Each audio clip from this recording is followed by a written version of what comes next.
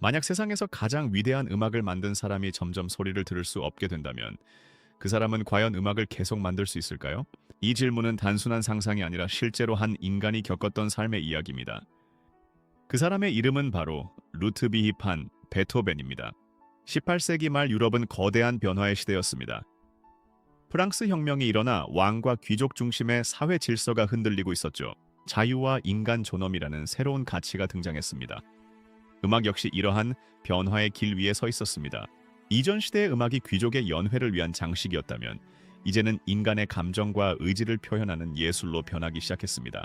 바로 그 격변의 시대 속에서 1770년 독일본에서 한 소년이 태어났습니다. 위대한 거장의 탄생이었죠. 그의 아버지는 궁정 음악가였지만 엄격하고 가난한 삶 속에서 아들을 혹독하게 훈련시켰습니다. 아주 고된 시간이었죠. 어린 베토벤은 밤늦게까지 피아노 앞에 앉아 연습해야 했습니다. 그러나 이 환경은 훗날 그의 강력한 개성을 만들었습니다.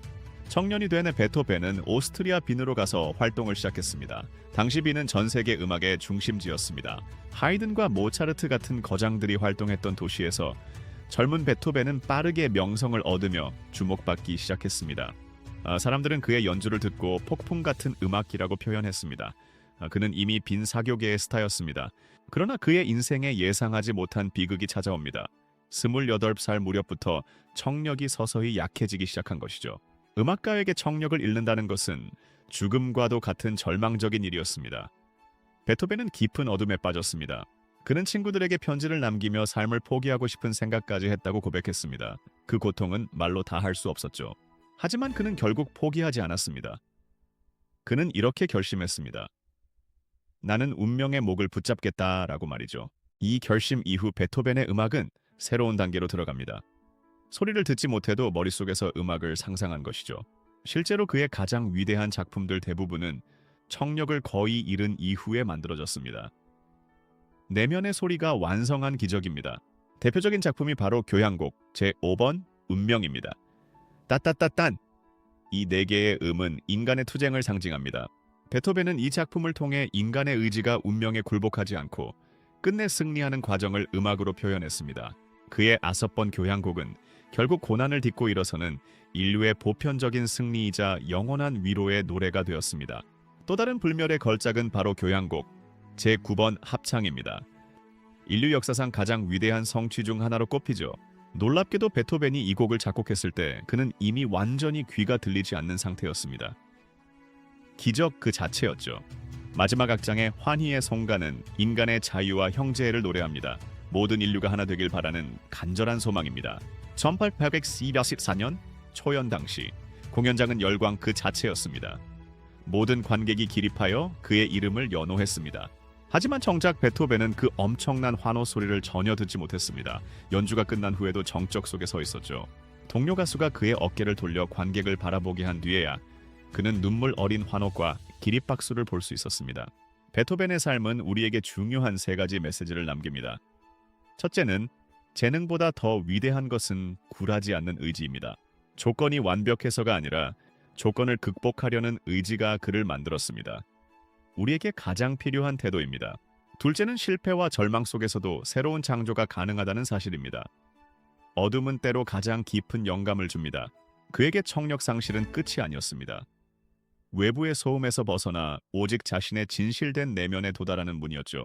셋째는 예술은 고통을 넘어 희망을 노래할 수 있다는 점입니다. 음악은 상처받은 영혼을 치유하는 힘이 있습니다. 그의 음악은 시대를 넘어 고통받는 이들에게 위로를 건넵니다. 그리고 다시 일어설 수 있는 용기를 불어넣어 주죠. 이 이야기에서 우리가 얻을 수 있는 실제적인 변화는 무엇일까요? 3가지 중요한 변화를 제안합니다. 첫 번째는 어려움이 우리를 멈추게 하는 것이 아니라 더 강한 창조력을 만드는 계기가 된다는 깨달음입니다. 장애물은 우리를 막는 벽이 아닙니다. 베토벤에게 그러했듯 우리를 더 높은 곳으로 이끄는 계단입니다. 두 번째 변화는 한계를 받아들이는 대신 새로운 방법을 찾는 것입니다. 길이 없으면 새 길을 만들어야 하죠. 귀로 듣지 못해도 마음으로 듣는 법을 찾았던 베토벤처럼 우리도 우리만의 독창적인 해법을 찾아야 합니다. 세 번째는 위대한 결실이 안락한 환경이 아닌 강한 의지 속에서 탄생한다는 사실을 이해하는 것입니다. 진정한 가치는 모든 것이 갖춰졌을 때가 아니라 아무것도 없을 때 비로소 그 빛을 발하는 법입니다.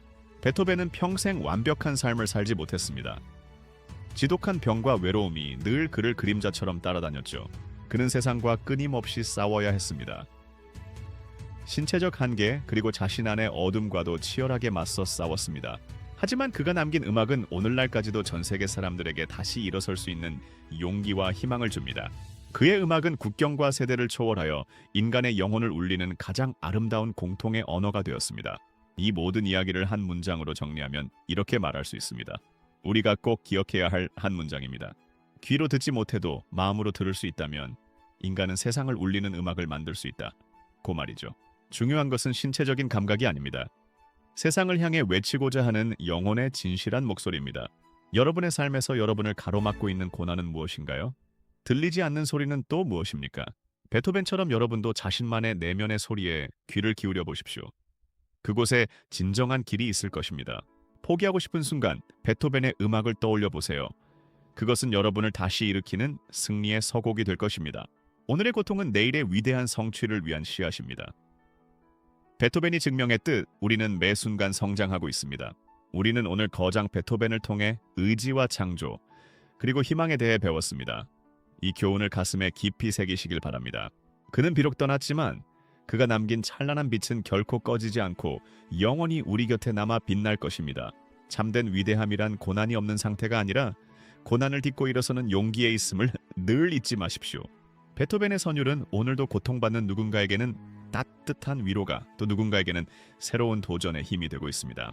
이 영상이 여러분의 삶에 작은 울림이 되었기를 바랍니다. 지금까지 함께해 주셔서 감사합니다. 항상 건승하십시오.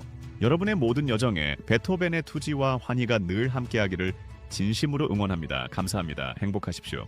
영상이 도움이 되셨다면 좋아요와 구독을 부탁드립니다. 여러분의 성원은 더 좋은 콘텐츠를 만드는 큰 힘이 됩니다. 항상 좋은 일만 가득하세요. 다음 시간에는 또 다른 거장의 이야기로 여러분을 찾아뵙겠습니다. 지적 성장은 계속됩니다. 다시 만날 때까지 건강하십시오. 여러분의 소중한 삶이라는 음악을 멋지게 완성해 나가시길 응원합니다. 시청해 주셔서 감사합니다. 안녕히 계십시오.